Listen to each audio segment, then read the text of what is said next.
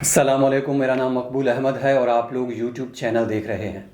بھارتی دارالحکومت نئی دلی میں جب ریزرو پولیس کے دستے پنجاب اور ہریانہ کے کسانوں کی جانب آنسو گیس کے گولے اور ربڑ کی گولیاں برسا رہے تھے تو میڈیا پر ایک سکھ بچے کا خون آلودہ چہرہ دکھایا جا رہا تھا جسے آنسو گیس کا گولا لگا تھا۔ یہ منظر دیکھ کر میرا دھیان اس سکھ بچے کے ہم عمر کشمیر کے طفیل مٹھو کی طرف چلا گیا جو بھارت کے خونی جبڑوں میں پھڑپھڑاتی لوہ لہان وادی کشمیر کے شہر میں ٹیوشن پڑھ کر گھر واپس لوٹتے ہوئے بھارتی فوج کے پھینکے گئے آنسو گیس کے زہریلے شیل کا نشانہ بنا تھا۔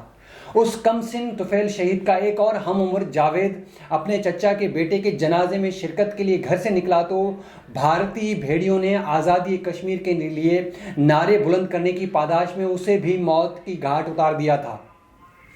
ننھا جاوید عمر اور قد میں اتنا چھوٹا تھا کہ اپنے کزن کے جنازے کو کاندھا دینے کے قابل بھی نہیں تھا، مگر جنازے میں اور احتجاجی جلوس میں شریک ہو کر اس نے جس گناہ کا ارتکاب کیا تھا اس کی سزا بھارتی سیکیورٹی فورسز کے قانون درندگی کے مطابق صرف موت تھی۔ انہی کی طرح کا ایک اور معصوم بچہ 29 جون کو سوپور میں اپنے بھائی کی تلاش میں نکلا تو اپنے بھائی کو ڈھونڈتے ڈھونڈتے اس جلوس میں جا پہنچا جہاں وحشیانہ تشدد، لاٹھی چارج اور آنسو گیس کے زہریلے گولوں کے علاوہ بھارتی فوجیوں کی براہ راست فائرنگ سے ہر طرف لاشیں گر رہی تھیں، ہر طرف زخمی چیخ اور تڑپ رہے تھے۔ پرامن جلوس کے راستے لاشوں سے بھر گئے تھے اور بھارتی فوجی اپنے سینوں پر فتح کے تمغے سجائے کلاشن کوفیں لہرا رہے تھے۔ انہی کلاشن کوفوں میں سے ایک کا برسٹ اس بچے کے سینے کو ادھیڑ گیا جو اپنے بھائی کو تلاش کر رہا تھا۔ جس طرح پنجاب کے سکھوں اور ہریانہ کے کسانوں کی بہو بیٹیوں پر مودی کی اسپیشل فورسز نے سخت سردی میں واٹر ٹینک کے صرف ملے پانی کی بوچھاڑ کرتے ہوئے انہیں ٹھنڈے کے ساتھ ساتھ بے لباس کیا، سڑکوں پر گھسیٹا،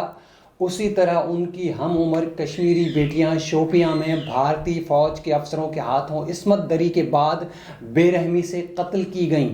ان کی برہنہ لاشیں ندی میں پھینک دی گئیں۔ ندی کے پانی میں تیرتی یہ لاشیں کیا مہذب دنیا اور انسانی حقوق کے علم برداروں کے منہ پر زناٹے دار تماچا نہیں ہے؟ اقوام عالم کی عدالت انصاف میں سانحہ شوپیاں جیسے نہ جانے کتنے انسانیت سوز مظالم اور مسلمانوں پر مودی حکومت کے مظالم پر اقوام متحدہ صرف اس لیے بے حس اور خاموش ہے کیونکہ بھارت ایک بہت بڑی منڈی اور مارکیٹ ہے جہاں پر یورپی ملکوں کی کروڑوں ڈالروں کی انویسٹمنٹ کی ہوئی ہے اور بھارتی حکومت مسلمان مخالف طاقتوں کے ماتحت ہے۔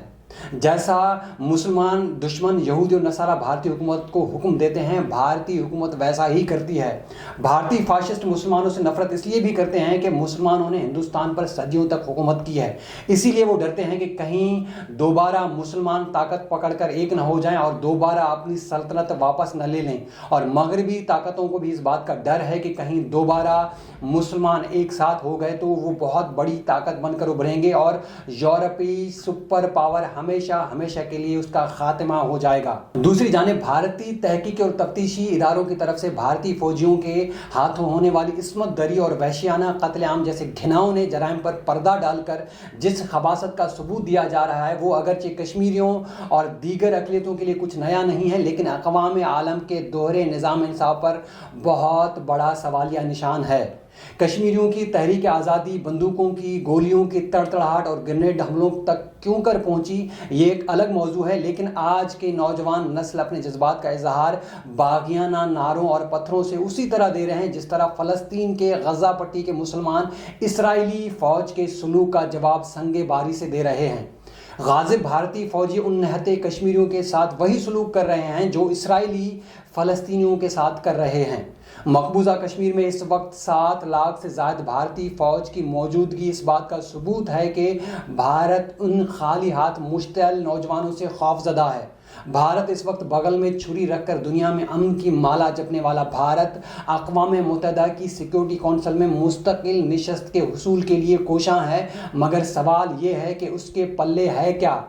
8 سالہ طفیل مٹھو کی گولیوں سے چھلنی لاش، 10 سالہ جاوید کا ادھڑا ہوا معصوم جسم، شوپیاں کی 9 عمر بچیوں کی عصمتوں کی لاشیں، 1 لاکھ سے زائد کشمیریوں کی ظلم و تشدد سے پتھرائی ہوئی لاشیں، کشمیر کی ہر گلی محلے میں تا حد نظر پھیلے ہوئے قبرستان، بھارتی جیلوں اور تفتیشی اداروں میں سالوں سے ظلم و تشدد سے سسکتے چلاتے نوجوانوں کی بے بس چیخیں، کیا اقوام متحدہ سلامتی کونسل میں مستقل نشست لینے کے لیے یہی قابلیت درکار ہوتی ہے؟ مقبوضہ کشمیر میں انسانی خون سے ہولی کھیلنے والی بھارت کی سیکورٹی ایجنسیوں کے ہاتھوں شہید ہونے والے کم از کم 80,000 کشمیریوں کے خون کی ارزانی اور انسانی حقوق کی مسلسل پامالی پر مہذب دنیا خاموش بیٹھی ہے۔ یہاں تک کہ مسلم ممالک میں بھی اس ظلم پر کہیں سے کوئی صدائے احتجاج بلند نہیں ہوتی ہوئی نظر آ رہی ہے۔ کوئی اس بربریت پر آہو پکار نہیں کر رہا ہے،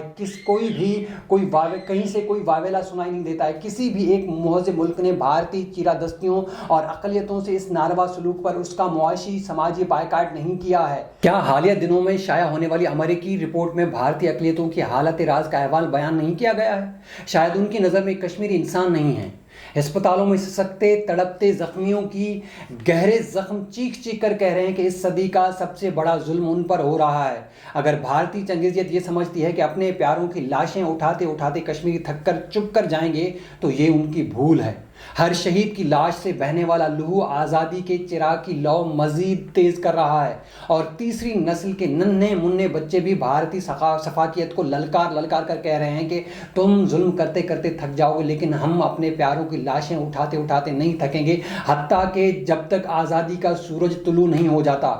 جب تک کہ انسانی حقوق کا ڈھنڈورا پیٹنے والی دنیا، عدم و تشدد کے نعرے لگانے والی دنیا، مہذب اطوار پر زور دیتی دنیا اپنے صبر کا پیمانہ لبریز ہونے پر آگے بڑھ کر بھارت کے پنجہ استبداد کو موڑ نہ دے، اس وقت تک قسم ہے کشمیر کی عفت ماں باپ بیٹیوں کی، قسم ہے بوڑھے ماں باپ کی ترستی آنکھوں کی، قسم ہے ننھے منھے بچوں کے خون میں نہلائی ہوئی مقدس لاشوں کی، ہم نہیں تھکیں گے، ہاں ہم نہیں تھکیں گے۔ بھارت نے اقوام متحدہ کی قراردادوں کے باوجود آرٹیکل 370 کو حذف کرتے ہوئے مقبوضہ وادی کو اپنے خونی جبڑوں میں جکڑ لیا ہے، اور کشمیریوں کی خون سے لکھی جانے والی تحریک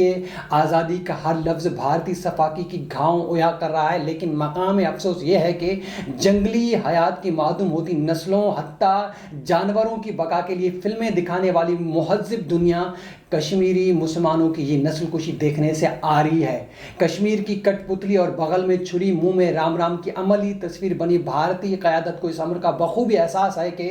کشمیری نوجوان موت سے خوفزدہ نہیں بلکہ ان کے حوصلے مزید بلند ہو رہے ہیں۔ بھارت کے لیے کشمیریوں کی نفرت انگیزی کا پیغام مقبوضہ وادی کی ہر دیوار پر لکھا ہے کہ go back India. Armed forces special power act AFSPA کے تحت باغیوں کی ہلاکتیں اور زیر حراست کشمیریوں کو سزائے موت دینا بھارتی فوجیوں کے لیے اس قدر آسان ہے کہ انہیں مکمل یقین ہے کہ کوئی ان سے باز پرست کرنے والا نہیں ہے۔ وہ کسی کو بھی جواب دہ نہیں ہے، بلکہ ناچتی گاتی بھارتی ثقافت کی رنگینیوں میں گم ہو کر پوری دنیا اس حقیقت سے بے خبر ہو چکی ہے کہ وادی کشمیر میں ہر طرف موت ناچ رہی ہے۔ فرق صرف اتنا ہے کہ نئے دلی میں ساز و آواز کی گونج ہے تو مقبوضہ کشمیر میں گولیوں کی تڑتڑاہٹ اور کشمیری نوجوانوں کی درد اور تکلیف سے گونجتی چیخیں ہیں۔ بین الاقوامی ذرائع ابلاغ کو کیا دوش دیں کہ اب پاکستان کے چند نامنیاد اینکرز اور تجزیہ کار بھی کشمیریوں کی جدوجہد آزادی کو دیوانے کا خواب کہنا شروع کر دیا ہے۔ شاید یہ ذلیل آج کے لارنس آف کشمیر بنے ہوئے ہیں۔